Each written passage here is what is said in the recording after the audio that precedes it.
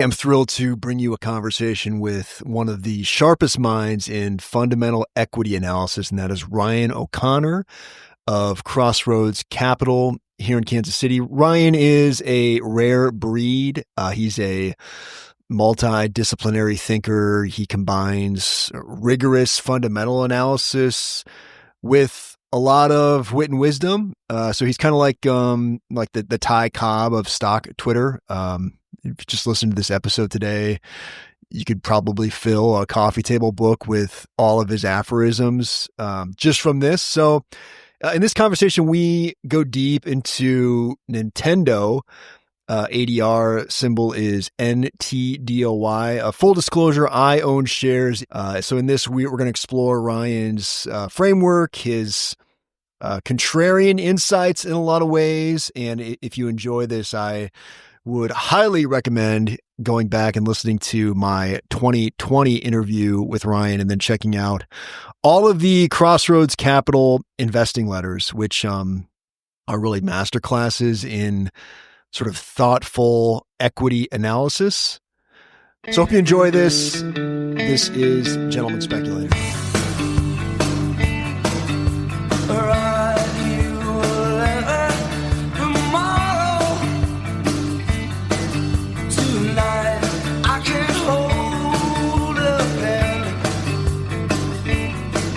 My name is Andy Flattery. I am the owner of Flattery Wealth Management, a registered investment advisor. All opinions expressed by me and my guests are solely our own opinions and do not reflect the opinions of Flattery Wealth Management. This podcast is for informational and entertainment purposes only and should not be relied upon as investment, tax, or legal advice. Clients of Flattery Wealth Management may maintain positions in Bitcoin and the securities discussed in this podcast.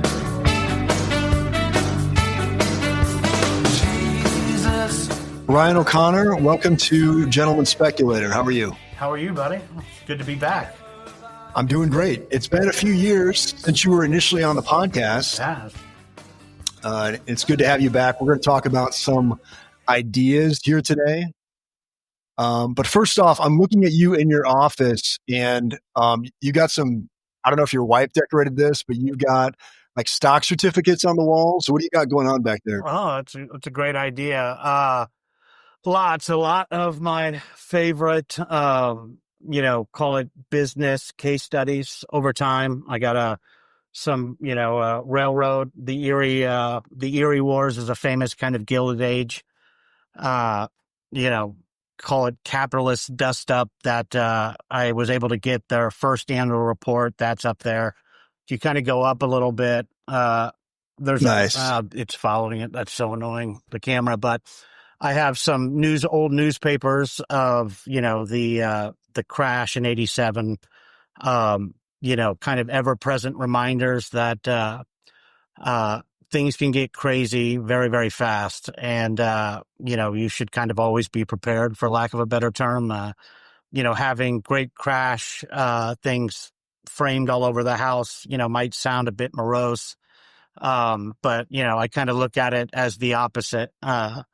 When you are kind of the sacred trust of preserving above all and growing someone's savings, it helps to kind of always keep, the downside in mind and to always be prepared. And, those are kind of act as, ever-present reminders that crazy things can happen. Things can go, stocks can drop a lot farther than you think they can or should. And just to kind of remain ever vigilant against all forms of risk, which, over the long run is,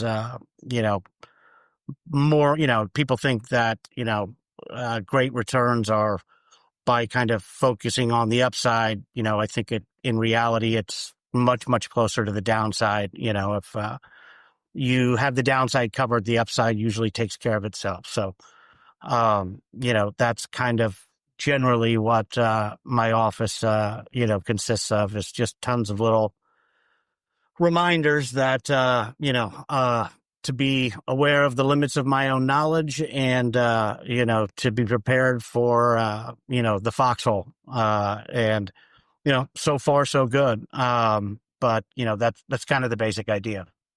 I was in a Catholic bookstore with my son, Henry, who is 4, and they had one of those fake skulls, like whatever the Shakespeare play was or the medievals that used to have a skull on their desk.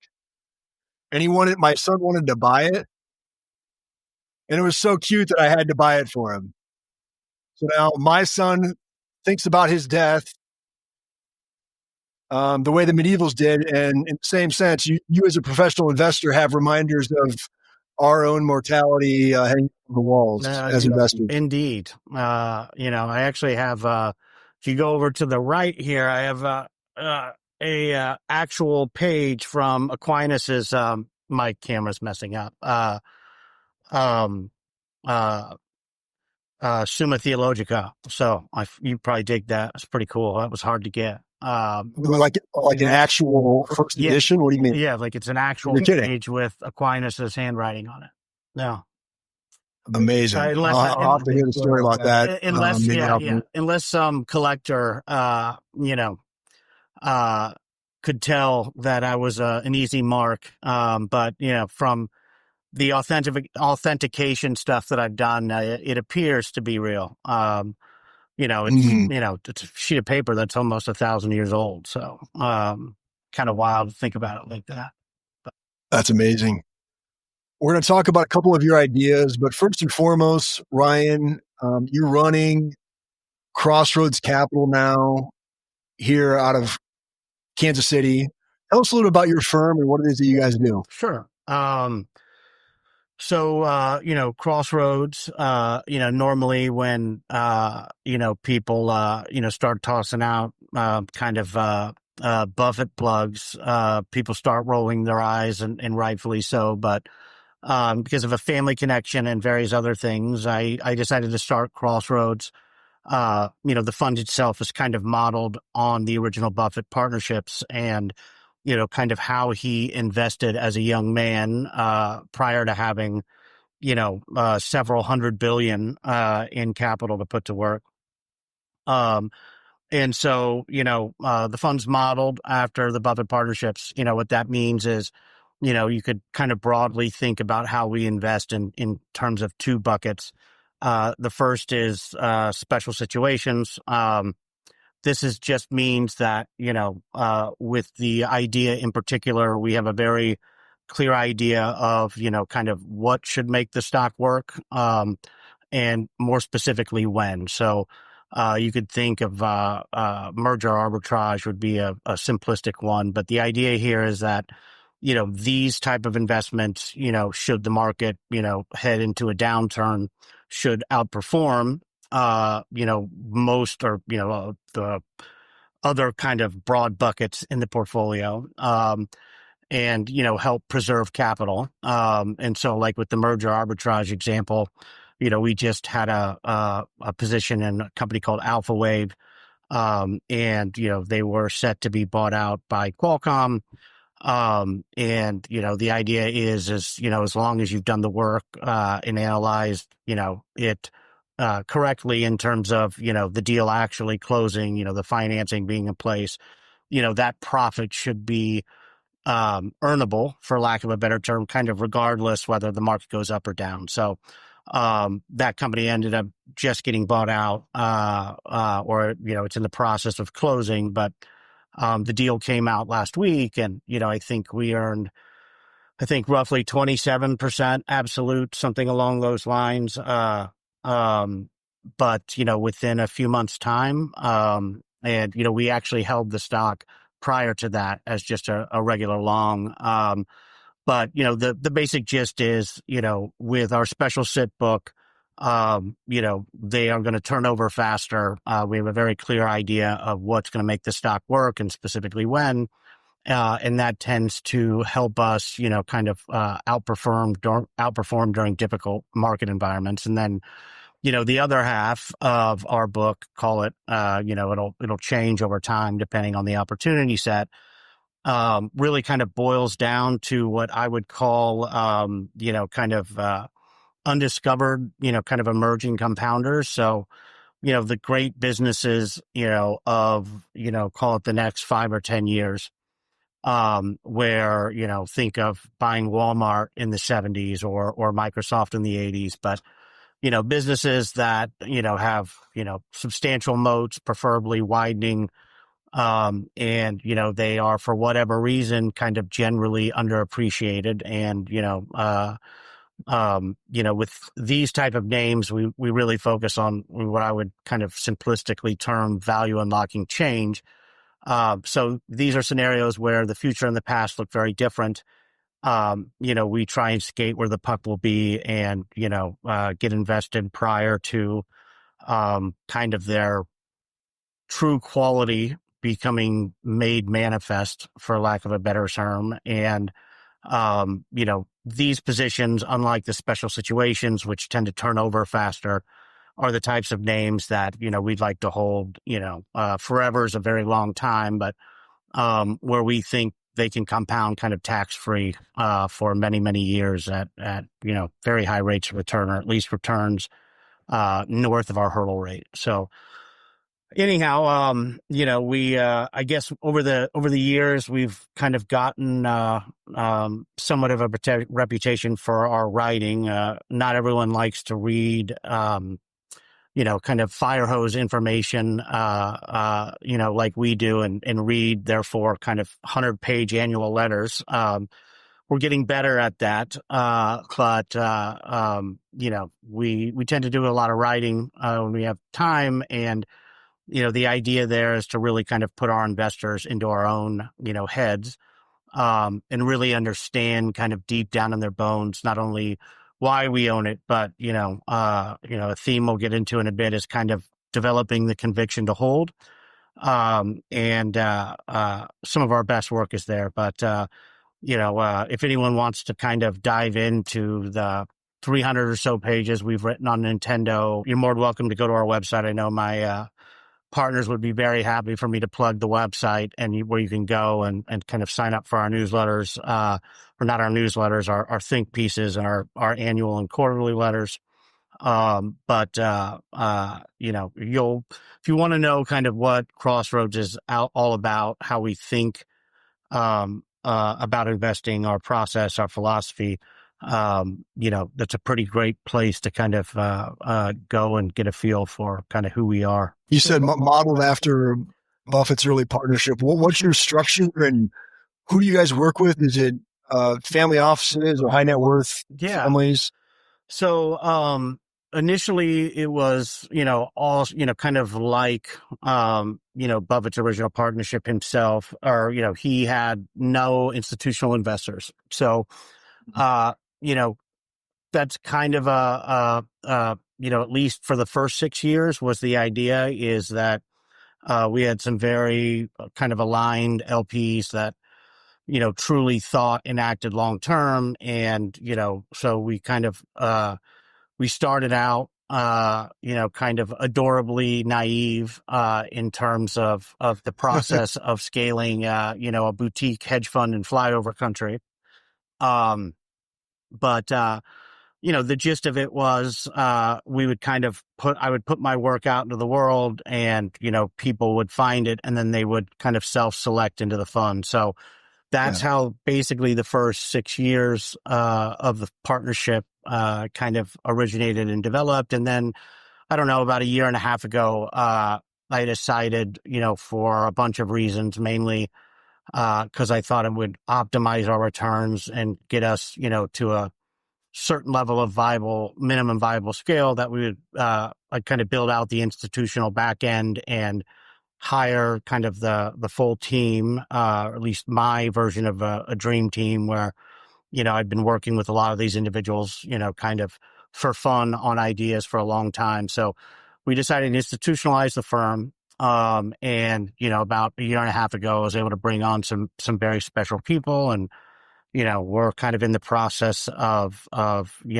going out there and, ideally we'd like to have maybe a handful of very long-term institutions and endowments, but, Originally it was intended to be, um, you know, not institutional, but I think things have evolved in a way where that just makes the most sense. And if all the things that I think I'm most proud of, well, we not be the biggest fund in the world.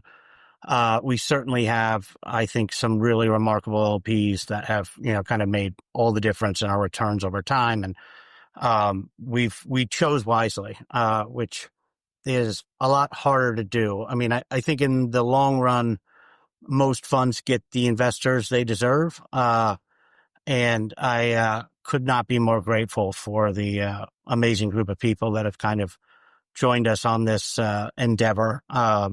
And, looking forward to adding some, far-sighted institutions to that kind of tally. So, I remember reading in one of your investor letters, you were talking about how what you're supposed to do as a fund is like fit some sort of style bucket. If you can say, hey, this is where we're small cap value or we're large cap growth, everyone knows exactly what you are and that you can pitch yourself as in that bucket. And that's a lot easier. And I think you've always kind of rejected that, if I'm saying that correctly. It's like, hey, we want to make money. We have our own way of doing things. And maybe you're self-selecting for people that understand your own philosophy and yeah, I mean, that's the way you're putting your own personal touch on it. Yes, that's exactly it. You could put it in a different, more less kind of PC way. Is that I think we built the firm from the bottom up, kind of from a first principles basis. That in a way that was kind of above all focused on kind of the mission, which is generating Hall of Fame, call it intergenerational returns, kind of in the same way that Buffett did with my own.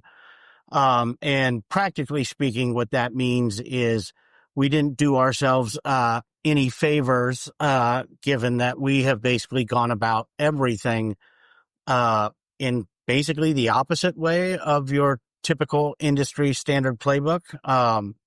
You mentioned, kind of the style box nonsense and the various ways that industry convention kind of handcuffs, not only, investors like ourselves, but, RIAs, kind of under the guise of doing what's best for the client, where, in reality, whether it's it's a combination of a lot of different things, but, the way the industry standard playbook is built is essentially as a way to maximize the business of investing, which is, scaling, growing versus kind of the fine art of intelligent investing. And, for example, rules on concentration, most mutual funds have to own 60 stocks. My head would explode trying to hold, I firmly believe very few people, if any, can, hold that amount of information in their head and continue to make wise judgments. But, whether it comes down to our fee structure, we, have a lockup, it's a soft lock, but, I always am amused when people, or potential investors, want you to invest long term, but they insist in, asinine conventions like daily liquidity. And, it's kind of hard to invest long term when half your money can walk out the door,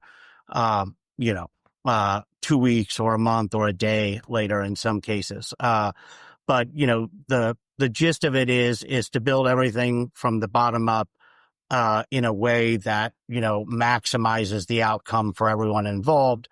And, that meant, approaching, the business and how we, everything from our communications with LPs to the information we report publicly, it meant we did it a very, very different way. The right way, I think, but not the easiest path to building a boutique hedge fund in flyover country, I guess, is what some people would say. But in the end, it was the right thing to do. As time has gone on, my conviction in everything has only gotten stronger.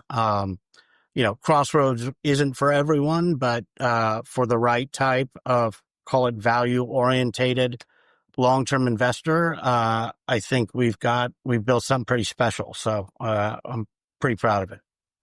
Yeah, well, I visit the website, the crossroadscap.io, because I'll pull up your research there. Ryan, is that the best place for folks to go? Yeah. Yeah. That's perfect. Cool. I appreciate the plug. Well, I want to talk to you about Nintendo. And we had the Switch 2 release last week, which I want to hear about. But I guess maybe before we jump into that news, just kind of taking a step back, speaking of your research, you wrote what I think is like a magnum opus investor letter in 2019. And I was reviewing it before this call, and it was like the ADR was trading at $7 at the time. Today, I'm thinking it's probably somewhere around 20, which is 184% gain, outpaces both the S&P 500 and the Nikkei. So we all know Nintendo. This is a name that every one of us good millennials is familiar with. Like, so what stands out to you as an investment opportunity here? Like, what is the hook for you with Nintendo? It's a great question. So yeah, I mean, when we released that original piece, it's kind of funny now because so many of the underlying premises of what we came out with. I mean, to put it, succinctly, people thought we were crazy when we initially released that piece, just because it was so far outside of consensus. And luckily time, what are we, 5, 6 years later? Something like that, has proven us, pretty much bang on across the board. A few little nitpicks that when I go back and I read it, I would, did not get exactly as I expected, but foundationally, we kind of nailed it. And this really revolves around the transformation of its business model. I talked about value unlocking change earlier, kind of our sweet spot, or, the bread and butter of, an idea that really fits right in our wheelhouse is, what I call business model transformations. And so, in this case, if you go back, I think almost all your listeners will, be able to kind of grasp or, understand this. When I was growing up, you had the original Nintendo and you had NES games, and then you had Super Nintendo, and Super Nintendo games, and, the N64 and on. But the common kind of denominator or Achilles heel of the issue was Nintendo would release a new console, build up a active playing user base, whether it was the NES or the SNES. And, that would grow from the time the console launched, call it, 3, 4, 5 years later, then they would, release a new console generation. And every time that happened, Nintendo's installed, user base of active playing gamers would reset to zero. And so, I used to call it, console roulette, where, a lot of these hardware video game companies didn't get a huge multiple, on their business, or something that I would think would be intrinsically in line with what they should, in part because of every new generation, you basically, it's kind of like having a prayer session where you hope the console is received well and, is a hit, for lack of a better term. And, if you go back through Nintendo's history, they had a remarkable ability to kind of hit a grand slam, then hit a dud, and, that difficulty in predicting whether the next console release was going to be as big as of a hit as the prior one, made it very difficult for analysts and investors to kind of handicap what the business should earn a few years into the future. And because of that, it tended to trade at a lower multiple than I think it should have. And, along with this, it's not just the reset of the active users, but, you build up these game libraries, and with each new generation, it's not like you could play your, Nintendo games on your Super Nintendo or your N64. So, we were the first to kind of realize early on that, basically Nintendo was adopting, Apple was very similar to Nintendo in a lot of ways culturally. For example, one of the kind of most common is how incredibly secretive their culture is. Much like Apple, but, through, basically diving into the name and doing nothing but reading all things Nintendo for months, we had a pretty good feel that, Nintendo was adopting the, iPhone model, for lack of a better term. So if I want to get jargony, it's an iterative hardware model that sits at the center, basically lays on top of a software-based ecosystem, where, over time, instead of entirely kind of new consoles, call it every 2 to 3 years, you're going to get a minor iterative upgrade. You saw that with the Switch 1, where they released the original Switch, and then, 2 years later, they released the Switch Lite. Then 2 years after that, they released, the Switch OLED. But, just like an iPhone gets, a little bit better and is kind of incrementally improved over time, so would, the Switch. So, the Switch platform was forever, for lack of a better term. And that, that had tremendous implications, not only for, call it hardware sales, but more importantly, the video game sales that it was based on. And, because that was kind of such a profound difference than, the way analysts had been used to thinking about this company for, I don't know, the last 20 years, we got a lot of pushback on that. But, nonetheless, that is, what they were doing, or, what they have done. And the Switch 2 is kind of like the culmination of everything that was kind of laid out in that original research piece. We did another kind of deep dive piece in 22, kind of acting as a postmortem on that original thesis, and, where we were at in terms of that. But the Switch 2 was kind of the final piece. It's the first major iterative upgrade of the Switch generation. And with it, because of its, it's much more higher, it has a lot more power. I can get into kind of how that unlocks, I think the runway that we're facing over the next 3 or 4 years. But it's kind of a bittersweet moment as I stand here with my, Switch 2 in hand.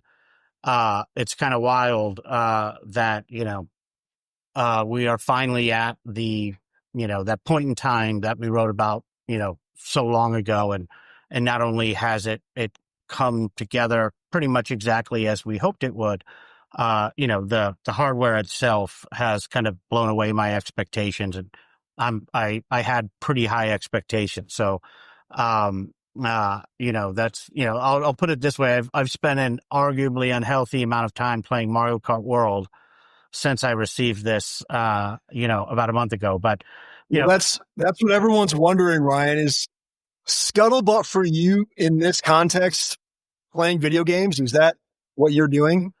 Yeah. I mean, it's funny. I didn't play video games for, I don't know, 15, 20 years. And, but the one thing that I do remember, I mean, growing up, like Nintendo's kind of like the ultimate weaponized nostalgia, in terms of, consumer goods, and being a Nintendo generation kid growing up in the late 80s, early 90s.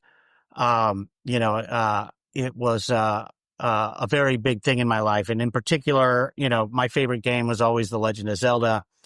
And I had, even when I'd stopped playing video games, I remember it was when I was in high school. The last game I remember finishing was Ocarina of Time on the N64.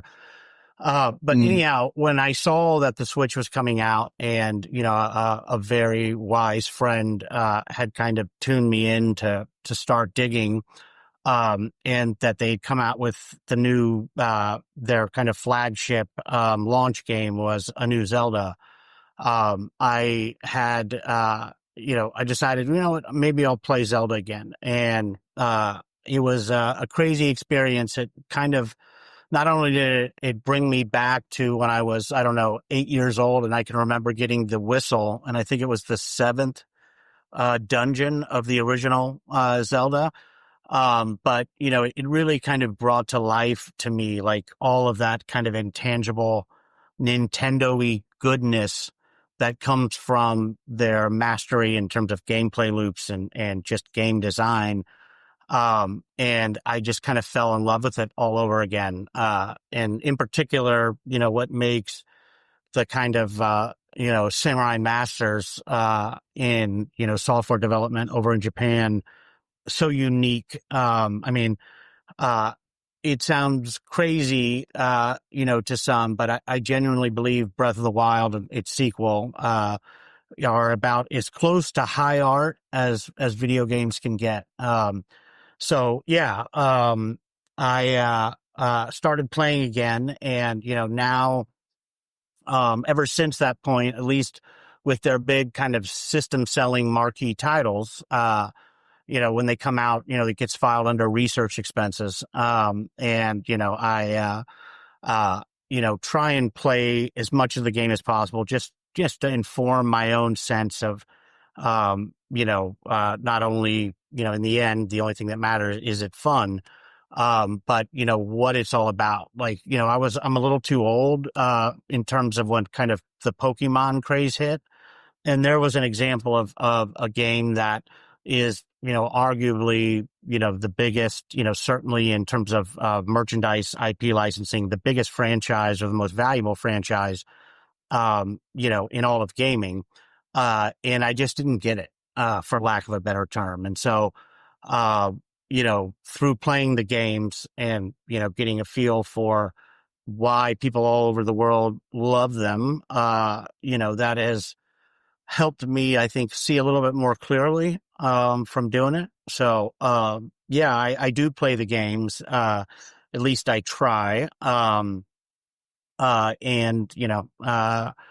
think, the takeaway, from doing so is, at first it was like, have they lost their touch? I mean, you look at all of the best software development teams over time, and, if you just look through the rear view, clearly these guys are, kind of in a league of their own. I mean, I can't remember what the exact detail was, but the top 25 games, best-selling games of all time, various Nintendo teams were responsible for, I want to say something like 80%, just something outrageously large. And, by playing the new games, the question is, have they lost their touch, or, are they still very much the same, kind of superstar, game devs that, they have been in the past? And, the answer from, playing the games is, there's no other way to put it, but an unadulterated, without any reservation, yes. I think the average game, or at least of the marquee titles that were released by Nintendo's teams, in the Switch One era, um, I think the average Metacritic score, and, people can, nitpick on, what's a system seller and what's not, but the average Metacritic score was like an 86, I want to say, which, the amount of games that come out over time that get above a 90 are extraordinarily rare. And you have the average of their big games, basically ranking in, call it the top 5, top 1% of critical rating scores. So, in the end, it is the games that sell the systems, not the other way around. And, knowing for myself that, that these devs are every bit as good, if not better than they've ever been, is obviously important to the thesis. And, I think the best is yet to come. I mean, I think there's never been a time where the qualitative difference between Nintendo in particular and Western game developers, I'm not sure it's ever been as large as it is now. I don't know much about this, but I was listening to Tyler Cowen, and he had a guest on named Any Austin. Have you ever heard of this guy? He's like a YouTuber that talks about video games. Anyway, this YouTuber, Any Austin, was making this point that you had like Pong and like the early arcade games, which, have room for improvement. But then when you get to like Zelda, he's like, really, that's just as good as any other game that's come since. Like, you could play the original Zelda and have a lot of fun today. And he was making this point that, like, he doesn't think video games are going to get that much better in the next 20 years. And it kind of lined up with something that I think I've heard you say, where Nintendo didn't really engage in this arms race of graphics, like maybe some of its competitors did. I think a lot of the hardcore gamers um, kind of criticized Nintendo for that. But yeah, how do you think of that? Like, maybe they've been a little bit behind with graphics, but on the other hand, maybe their games are just as fun, despite the fact that they haven't won the graphics wars, if you will. Where does that stand today? I think that's kind of bang on. It's not like it was when we were like kids, right? Where, the difference between, a Nintendo, Super Nintendo and an N64, it kind of like blew your mind, the Yeah. graphical leaps that would take, place.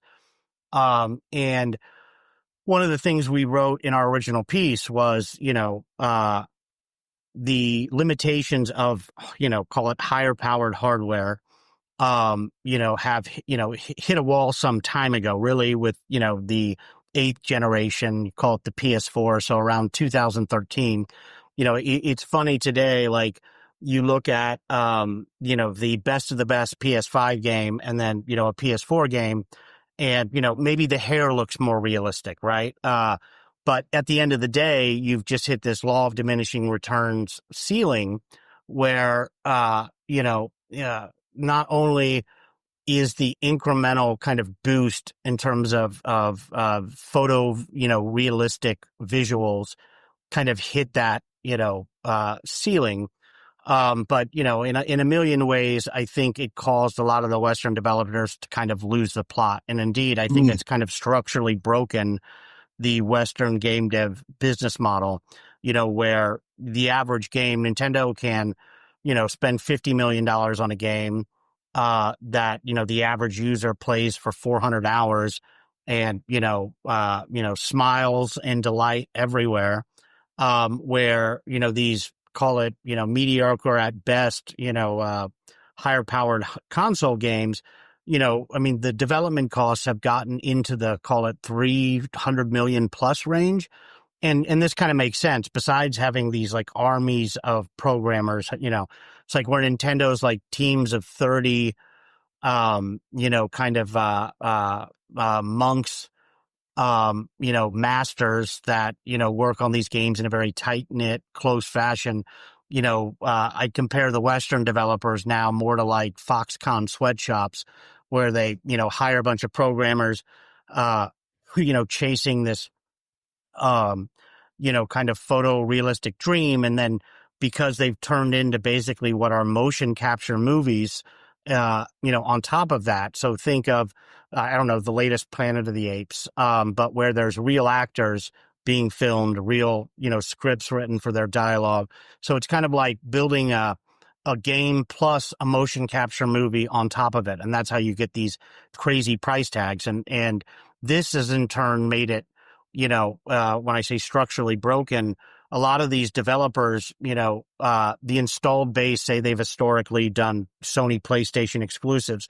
Well, if you're spending $300 million on a game and, you've reached this point where, the installed base for Sony, even if every single person bought the game, that has a PS5, for example, the return on all that investment spending, isn't all that attractive. And so what you've seen is, like with Microsoft, going multi-plat with all of their big games, which basically means now they're releasing their games that they used to keep exclusive to their Xbox console. Now they're going to be released, widely on all consoles. Because it's the only way, those developers, are going to make a sufficient return to make it kind of worth their time. So, this gets back to kind of where you started, which was Nintendo and, their freakish ability to kind of Babe Ruth call the shot. They're always early and sometimes kind of painfully early, but I think it was as early as 2004 where Nintendo was like, we see where this ends. It's fundamentally unsustainable.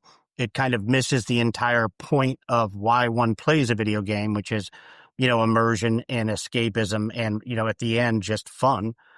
And, here we stand today where, Nintendo, especially with the Switch 2, has caught up and is able to create and play these games that historically have been limited to higher powered, consoles, primarily Sony and Microsoft and PC.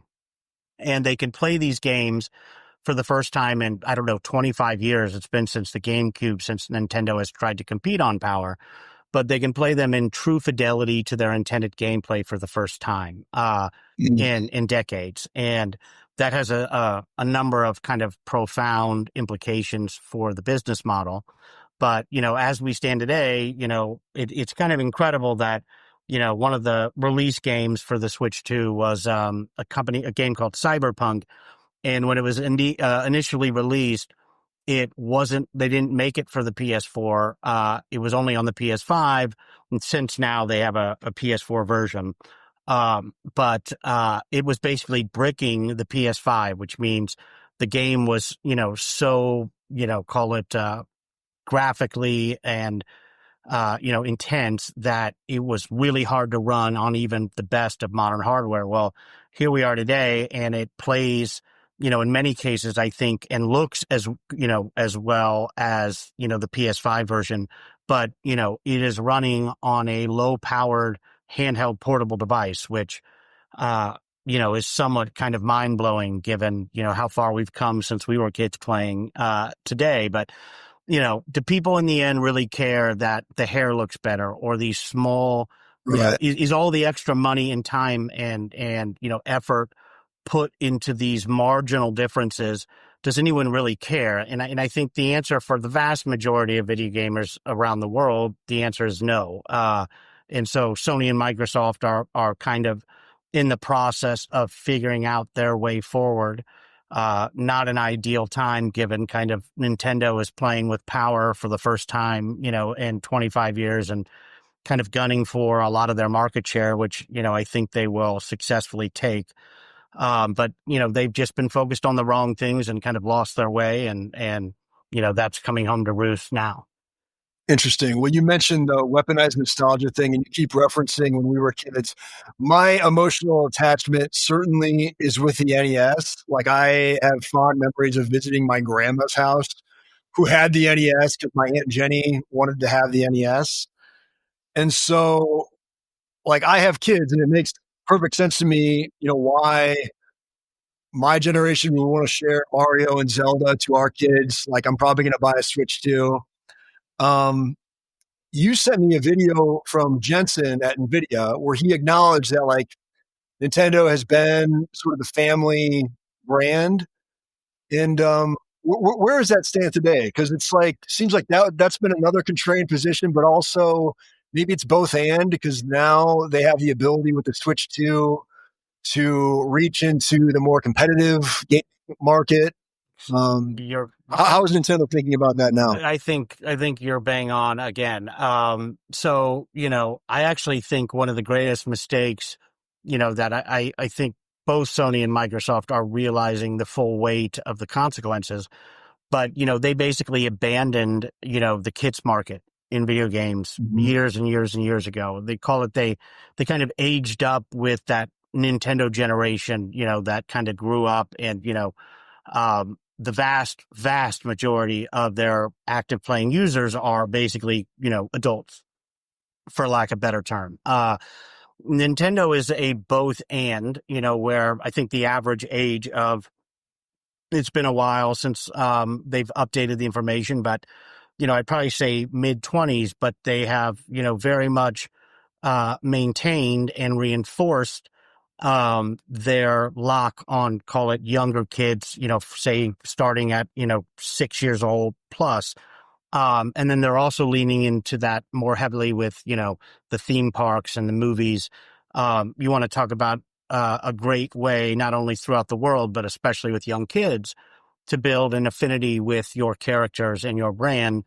I think that has been a very, very powerful lever that gets back to what it's all about. And, that's kind of like the intergenerational nostalgia that exists now between, there are grandparents, now that, love Nintendo and grew up and, they love to introduce it to their kids. It's one of the few things that they can play, together as a family.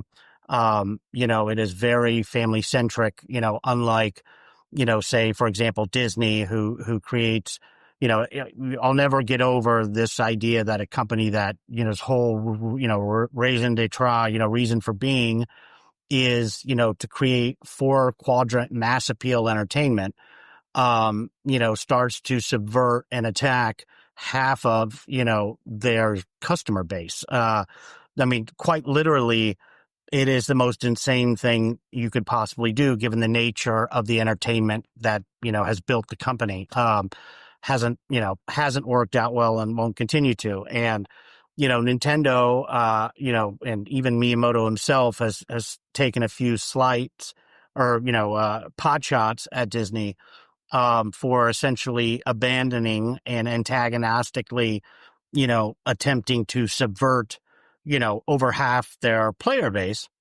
I think sometimes, in general, as a rule of thumb, always better to be lucky than good. But, it has utterly astounded me how, a lot of these dominant leaders, these kings of family entertainment have essentially abandoned, their post. And, Nintendo has been really since I'd say about 2015 has building up to where we are today. But, they're in a position to not only take, Disney's crown as the king of family friendly, visual content, but in general kind of stand alone in, the maintaining the integrity of their bond and trust with families and parents and generations, that they can, put this in front of their kids and, they don't have to worry. Not to mention, I think of Nintendo a lot, like, I don't know, like muscle cars with our parents, something that, was kind of deeply meaningful to, our generation. And it is like the natural thing to want to share with your kids as a bonding experiment. And, Nintendo is very, very focused on that. And, keeping first things first and ensuring that, they never lose track of, what has, built the company to what it is today, and what will ensure that, its moat, the durability of its franchises, are sustained, far into the future, where a lot of its competitors have gone a different route and basically cater to an entirely different, much narrower cohort of gamers, where Nintendo, still appeals to the casual gamer. Think of like the grandma buying the Wii and playing Wii tennis, because they still make it a concerted effort to release really fun, great games that anyone can pick up and have fun playing very quickly. But especially now with the Switch 2, they're leaning back into that other direction, where they create the best games, the best content, across the various, gaming cohorts and style of games. This is also why, games like Mario Kart, it was actually the prior game before the Switch 2 with Mario Kart World was released with the Wii U 13 years prior. And, it was the best selling game on the original Switch, because it truly is evergreen. You're never going to get sick of, battling with family members, and, blue shelling your opponent 5 seconds before he crosses that finish line and kind of coming up for the come from behind victory. But, these games, are somewhat timeless and will sell year after year. A lot of games from Sony and Microsoft, 95% of their, sales, lifetime sales, will come within a few months of it being released, where, Nintendo, because it focuses, on the things that actually matter, create games that, remain fun for years and years. Eternally fun, for lack of a better term, and don't lose their the sizzle, if you will, a month or two after them being released. So I don't know. I'm kind of Yeah. rambling now, but No, that's good. So, yeah, but to kind of reiterate then, so the Switch 2, it's a vindication of your thesis. They are clearly following the iPhone model, which you've been talking about for years. Uh, Users stay in the Switch ecosystem. The hardware is backwards compatible and forwards compatible. You've been very optimistic about what you have expected to see out of the release of the Switch 2. How is the initial release lined up with market expectations and kind of what you've been expecting so far? it has been, I had very high expectations, for a variety of reasons. I've always kind of, been of a firm conviction that they would break the console launch record, and, that, kind of right out of the gate, they were going to come out swinging. Um, and, essentially that is exactly what's happened. I mean, we're a week and a half, 2 weeks removed. They sold over 3.5 million in the first 3 to 4 days, and given it all kind of sold out instantly, it's really like the first day. That number, that 3.5 million, is definitely closer to, I call it, 4 plus. It's also the actual sales of the consoles themselves to customers, not what they've sold to retailers. It's kind of an important point, but I think the PS4 and the PS5 were tied for the launch window records. PS5, so the launch window is the first 2 months. And the PS4 held the first, week, the first couple days record. And I think they did, I think a little over 1 million. So they've almost 3 times the prior record. But, I think that, for the next several years, they will sell every system that they can produce.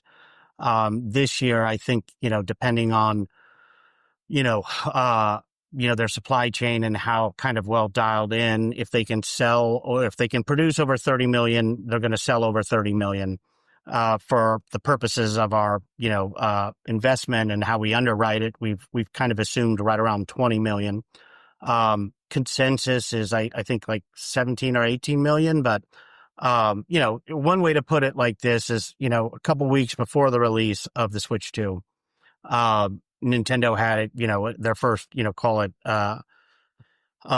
earnings report, and they guided for the full year of sales. And, and to their credit, they did, lay out their reasoning, which was, oh, well, we're just basing it off of what Switch 1 did, which is, they're notorious for kind of trolling Wall Street with ludicrously low guidance. In the Switch 1 cycle, there were a couple of years where they came close to beating their full year guidance before the end of the second quarter. I think with the Switch 2, it's more of the same, but just even more kind of ludicrous. I mean, they basically sold, more than 25% of what they had guided to for the full year in a single day. To kind of put it to you like that. Or, you could say it a different way. A lot of people talk about the PC gaming handhelds like the Steam Deck and the Rogue Ally. And, it's just kind of a ludicrous comparison that, I don't know, competition is heating up, yada, yada, yada.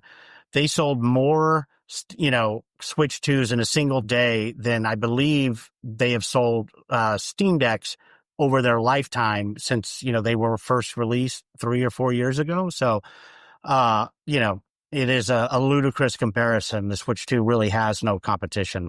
And, that other data point kind of makes that clear. But so the hardware has come out with a bang, pretty much exactly as I expected it to.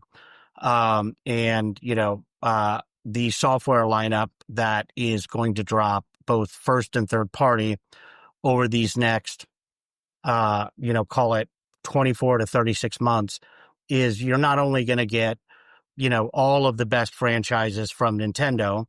And, for some context here, there were, if you look back at how many marquee games Nintendo released for the first 5-6 years of the OG Switch's console cycle, about 2 years ago, as all their internal devs, had been in many cases for, quite some time already been working on Switch 2 games.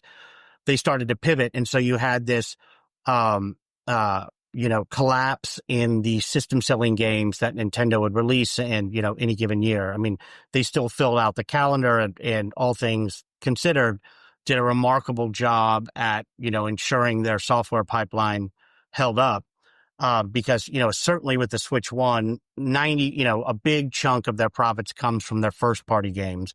And with the other consoles, it's kind of the inverse. And so, I knew they'd been sitting on a lot of games.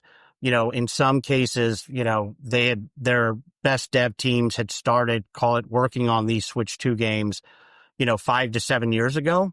So, from a first party perspective, if you look at their top 10 best selling games on the Switch, you have kind of a murderer's row, to use an old baseball term, of their best games, biggest franchises that will kind of be firebombed through the calendar for the first 3 years. And then, for the first time in 25 years, you not only have Nintendo games, but you have the best franchises from all of the higher powered, consoles, things like, Madden football and Call of Duty or even Fortnite. Because, the original Switch was built on essentially 2013 era mobile technology. A lot of these games, the biggest games in the world, literally could not run on the system because of, its lack of power. And so not only do you have, the biggest and best of Nintendo's top, franchises, coming down the pipe, but for the first time in 25 years, you have the biggest and best games, period, coming to a Switch console. And, at the end of the day, if you can play all the same games that you love, in true fidelity to their intended gameplay from your Sony and Microsoft consoles, but you can play them on a Nintendo console plus Nintendo games. And you add to that the fact that not only can you play these games, in your living room with your friends, but, you can literally pick the system up and play it portably. The utility of, the system to, whether it's casual or hardcore gamer alike, the value prop of the Switch 2 is so much better than anything we've seen in recent memory. That I think, it's going to take a lot of market share in ways that people really don't quite expect. And to this point, not besides the fact that, it has more power, if you take off this, these act as, well, you can't see my hand, but so a big chunk of the biggest games in the world today, like Fortnite or Call of Duty, and the reason PC has been kind of the primary ways that people play these games has to do with mouse functionality. And so now that Nintendo is not only offering, all the same games that they've loved to play elsewhere on its own system, and that system, is not, only a home console, but a portable console as well. And then you add to that the fact that Nintendo has now made it possible to play those games with this, call it the peripherals, the tools that people have, become accustomed to playing them in this case, first person shooters with a mouse. I'd be shaking in my boots if I was the competition. I mean, to give you an idea of the market share up for grabs, I think, what is it? Something like out of Sony's 124 million active gaming or active users, call it 25 to 30% of those thereabouts are still playing on the PS4. And then it's far worse when you go to Microsoft. They have, a little over 100 million active users.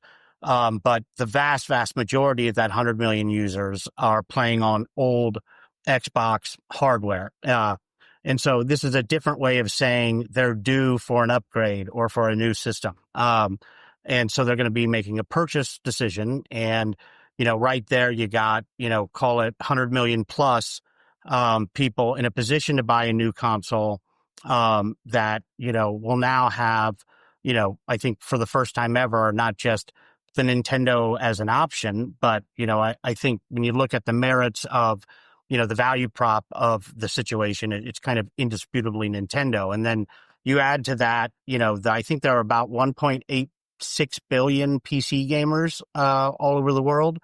Not only do you have mouse functionality to like start going after that massive cohort of gamers, but, people always talk about PC gamers as kind of performance obsessed. And, there's certainly truth to that.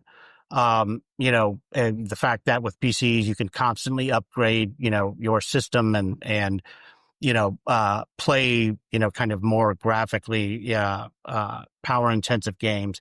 Well, that is, I guess, true, but you have to think of it in a power law dynamic. One of the most interesting stats that I don't think people really appreciate is if you look at Steam, which is like the app store for PC gaming, the average power of the average PC gamer of the rig, i.e. the computer that they're playing on, is now slightly beneath, call it the PS5 and, for practical purposes, when you include the NVIDIA's DLSS chipset in there, you basically have a situation where, practically speaking, the Switch 2 and, modern consoles are as powerful, if not slightly more powerful, at least in terms of the end result, than the average PC gamer's computer. So, if PC gamers love power, and utility and, having a game library that allows them to play all the best games from anywhere,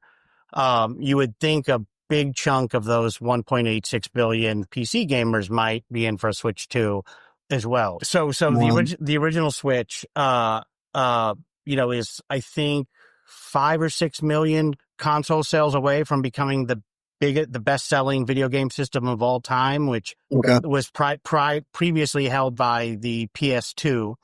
They found like a year ago an extra 6 million in sales. Sony did to try and kind of push it higher. I think Nintendo's, with the original Switch, given it's still on sale and will be for some time, my guess is at least the next 2 years, they're going to, take that crown back from Sony to have the best-selling video game of all time. Most people presume that there won't be a repeat, that the Switch 2 might be successful, but that it will at the margin sell less. And, that seems like a reasonable thing when you consider that the original Switch is the best-selling video game console of all time. But if you're really close to the details, if you understand how much market share is up for grabs, if you understand the things that matter to gamers, if you understand the sheer size of the pool of, active gamers that are kind of due, for lack of a better term, for a new system, I actually think, I would, and I think I genuinely believe this, with, I think, deserved conviction, I would be surprised if the Switch 2 doesn't end up selling more pound for pound than the original Switch. So, you put those together and you have just a snowball of earnings that should, go up several fold with a very high degree of predictability over the next, call it 3 to 4 years. And, based on where the stock trades today, despite having done very well, over the last 5 or 6 years since we've owned it, I very much think the best is still ahead. I think, call it 2-3 years from now, they should do operating profit, between 8 to 10 billion. If you slap kind of like the low end of what I think is reasonable from a market multiple perspective, call it 20, 25 times on that number, you're going to get a very attractive, call it 18 to 24 month return on the stock from here. So while it's done very, very well, I think the foundation is in place, to do, continue to do very, very well for, I think at least the next several years. I think it'll be 4 or 5 before we even get close to the next cycle's peak. And then, we have things like, the movie Mario 2 coming out next year. And then, the year after, right around the same time, they have the new the first of a trilogy of new Legend of Zelda movies. And, if there was one area where they dropped the ball last time was not pairing a new release of their major franchises right in line with the movie. I mean, think of like the Infinite Return, on, these people. I think 170 million people saw the first movie within the 6 months, to be able to put in that preview, advertise a new game. I mean, basically it's like an infinite return on marketing spend. So, and I think even without pairing a new game, Mario sales, I think, went up something like 52%, relative to where the baseline they'd been at. So there's a network effect that feeds back into console and video game sales that comes from the movies themselves. So, you have the theme parks, kind of playing into this, but, basically everything that they've been working on, since, call it, the mid-teens, is all starting to come together in the best way. Charlie Munger refers to this as kind of a Lollapalooza effect. I got to ask you a question about this that I know you might appreciate, because we started this podcast by you showing me your St. Thomas Aquinas handwritten thing on the wall. And like, I remember during COVID, I had a family member that like lost his mind, and he was doing like the Nintendo games Facebook Marketplace collector thing where he would like go around and like buy all these Nintendo games.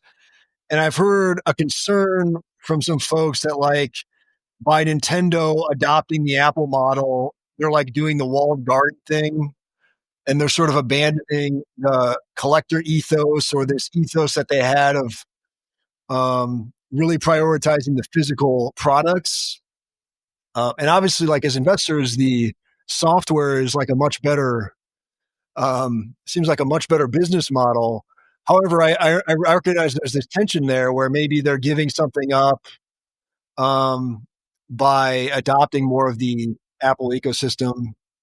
On the same vein, you've got like these intellectual property companies where they overdo it, and it's like that Mel Brooks Spaceballs thing where he was making fun of everyone that has exploited their IP too much. And so is it just a matter of like striking the right balance? Those are really good questions. Really good questions. So yes, it is all about striking the right balance. In fact, part of the opportunity that came into play for the first time with when I first got involved with Nintendo was the process of creating the Super Mario movie in '92 essentially scarred Nintendo to where, they became absolutely maniacally insular and focused on protecting their IPs against all costs. That's why, you had 20 some odd years where, you never see a Mario t-shirt anywhere because of, how protective they are of their IPs and, not doing cash grabs and, any number of other things companies like Disney have done, as they destroyed Star Wars and, a big chunk of my childhood by rushing crap, to do it just for, the bottom line's sake. And Nintendo is, if anything, the opposite extreme of that. But, what you have seen in a big part of the original thesis was, that Nintendo would start to, in a very measured way, properly monetize, what was indisputably the best video game, IP library that, has ever existed and still exists. And so, there is absolutely an appropriate balance. And, they've gone slow, like all things with Nintendo. They've started to open more retail stores. It's been expanding throughout Universal theme parks. They go in a very baby step, measured way. If a Western company would do something in 3 to 4 years, Nintendo's going to take 6 or 7. But that measured, pace in which they not only learn and iterate, but make, big decisions, in 100 different ways has come back to me. And I realized kind of how profound and wise that is if your goal is to kind of protect the moat and protect the affinity that these globally beloved franchises and characters have built up over the years. And, another thing, Miyamoto, I think when they announced the Legend of Zelda movie, another kind of veiled shot at Disney was him promising they would never betray their most loyal fans by, not coming with the heat. The Mario movie itself was, I think, delayed an extra year. I picture Miyamoto like not good enough, whipping the movie development team into it. But they take it deadly seriously. And, I think you've seen this with, now that video game IP is kind of the big rage, or starting to become the big rage in Hollywood. The thoughtful, discerning way and measured pace in which they have begun to properly monetize their stuff is night and day from, the way most IP owners with these types of property have kind of operated. So, that's a very, very important point. And I think that will continue, at the same pace it has, but, basically a middle way between, the golden mean between the extremes, for lack of a better term. So they are very aware of that. And then I think when you look at the sales of these various IPs, that have been turned from video games into movies or TV shows, it's clear as day that the IPs that treated the characters and the stories, with the fans in mind, and, were intentionally, almost kind of crazy faithful to these IPs, have done orders of magnitude better than those that have not. Like a TV show that, I'm not a particular fan of. I did think the first game was pretty amazing. Last of Us, it is, for better or worse, these TV shows are fair reflections of the actual IP. And, it's been a wildly successful show because they have kept the fans in mind, say, unlike Disney, in a variety of ways. This is a show based on a video game. I've never heard of it. Yeah. It's on HBO, I believe. But that gets into your other observation, which I also think is very important. The not just from a collectible perspective. And, that is, I think, there will always be some percentage of Nintendo's software, sales that will remain physical. I think in the end, it'll be 10 to 15%, in part solely because of that collectibles market. Okay. But against that tension, you have, the economics to not just Nintendo, but all players within the ecosystem, consider all sides of the network, for the network effect. So, digital games, instead of having to go to your local GameStop, wait in line, hope that, the physical copies haven't sold, by the time you get there, just from a convenience and, a variety of other perspectives, it's kind of night and day. And you see this by the fact that the percentage of physical game sales as a percent of the whole has been kind of like rapidly asymptoting towards zero, for many years now. And I think this is kind of an unstoppable. And by the way, you pointed out no tariffs on digital games. Correct. Which has been obviously the talking point recently. Yes. So they definitely kind of dodge and weave around any tariff considerations. But, and then from a developer's perspective, they make a lot more money. And then from Nintendo's perspective, it's the same. So, the transition to digital, of all the drivers that are going to cause, kind of the step change increase in run rate profitability, in Nintendo's bottom line over the next several years, a big piece of that will be an increasing shift to digital from physical to digital games. As of now, call it, it's approximately 50-50. All of the third-party games that are coming to, the Switch 2 will be either, what's called, these game key cards, which are essentially digital margins, But but most, if not all, I think for a couple reasons of third-party game sales are going to be digital. That'll push the mix shift over. And then, Nintendo themselves through Nintendo Switch Online, they've added, various kind of recurring, annuitized, high margin revenue to, kind of the base of the business. And I think, that they'll, from a first party perspective, it probably goes at least 80 to 20. But, it gets to a point, that I think is actually important from the brand. And it just shows how thoughtful Nintendo is. And you just have to respect it. They're never going to abandon, cartridges for their first party titles entirely. Now, a lot of the first games that came out with the Switch 1 that were released physically will not be released physically for the Switch 2. So there's all these kind of underlying dynamics that will continually shift the digital mix closer and closer towards kind of overwhelmingly digital.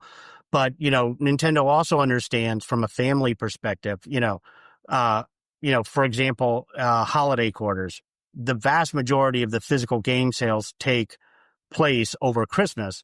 And it's because Nintendo understands the power of, being a little kid and ripping the, that's a Switch 2 game, and going crazy where, with Sony and Microsoft, they're basically already at, call it, 80 to 90% digital.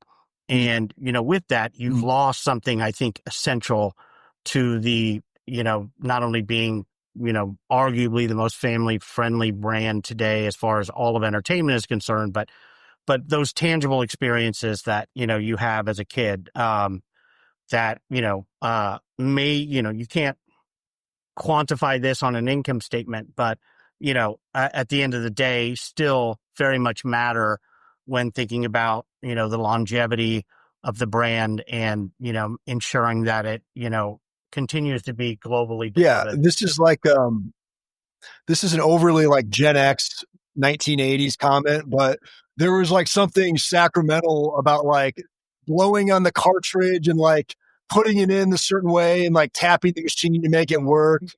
That was part of the brand, that was part of the brand. Oh yeah, right. I mean, that is kind of Nintendo in a nutshell. And it's right up there with like, going and getting the latest copy of Nintendo Power because there was no way you were going to beat the game, absent kind of devouring this, accompanying literature. Nintendo is still very much, I think, aware of that. I also think, for the health of the industry and, for its own bottom line and for the, the utility of its partners and its users, this switch or the transition to digital is kind of an inevitable. Right. But at the end of that line, I don't think it's 100% digital, 0 physical. I think it's more like 85, 90, 10. And, if that plays out, not only do I think you get kind of the best of both worlds, where you can meet the needs of both of your kind of biggest fans. But I think, the impact to Nintendo's financials and call it, run rate or normalized operating margin, you get the big uptick in profitability and it's just a way to keep your, to have your cake and eat it too. And I think they've been very thoughtful as always about, kind of splitting that difference or threading that needle in a way that allows both ends of the extreme to kind of remain in balance and available to all gamers and users. Well, good. To put a bow on Nintendo, what are you looking for here in the coming weeks and months? It should be an eventful year to say the least. I think they just announced today that the other launch game that was a big part, where there's a couple, but the next is the first Donkey Kong franchise in a long time, at least 12, 13 years since they've had a true follow-up. And so they're doing a Nintendo Direct for that. I think it's next week. I think they'll have a bigger Direct focused on not just third-party games that are going to come to the system over the next year, but also Nintendo's first party. They haven't released what's going to be the big holiday title this year. Some people think it's going to be the next Mario Odyssey. I personally think it's probably more likely. It might be that. It might be a remake of Ocarina of Time, which a lot of Zelda fanatics like myself, would scream like 16-year-old girls in 1960 at a Beatles concert. Not just to remaster the original game, but to like rebuild it from the bottom up. The head developer, the guy that's in charge of the Zelda franchise, has hinted as much. In fact, in one interview, he went so far as to deny certain rumors, but would not comment on whether Ocarina of Time was kind of in the kitty. But, we have the next big holiday quarter game release. I think, you're going to see system sales for the Switch to, remain at an extraordinary level, and probably accelerate into the new year. There's it's pretty much smooth sailing. I think 18 months from today I'll revisit and see where we're at, but it should be nothing but up and to the right for Nintendo's earnings power for the next 4 to 5 years. And nice. I'm really that's going to pass compliance too. That's going to pass compliance too. Yeah, right. Yeah, exactly. So I guess now I didn't expect us to just riff on Nintendo. Yeah, I want to talk to you about ASTS too, but I also want to have time to do it. Ryan, do you want to do that part 2 at some point? Just to make sure you give it its due. Yeah, okay. Love that. Let's do that. That'd be. Okay. Let's do that. So maybe we do that next week or something, because that's an extraordinary story. That while it's the equity has done very, very well this year. As Munger says, the real money in investing is in the holding, and the waiting. And so, while the stock's up quite a bit, I think it is a truly world transforming business that is still in, call it, the second inning of its story. And I'd love to walk through with your listeners and kind of make that case for why I think it will, and this is going to sound maybe a little bit hyperbolic, but yeah, it's truly a world transforming company in a way that is very, very rare and very special. And it happens to be the only investment, since we started Crossroads, 8 years ago, where my level of obsession has reached Nintendo levels, where essentially, most of the last 6 months, all I've been doing is reading about RF engineering and a variety of things, just trying to gobble up every bit of information I can. And it's a fun name to talk about. I'll tell you that. We'll save it for part 2. And this has been awesome, Ryan. Thank you for sharing your expertise and coming on, Gentleman Speculator. My pleasure, brother. Can't wait to do the next one. Have a good one. I can't wait.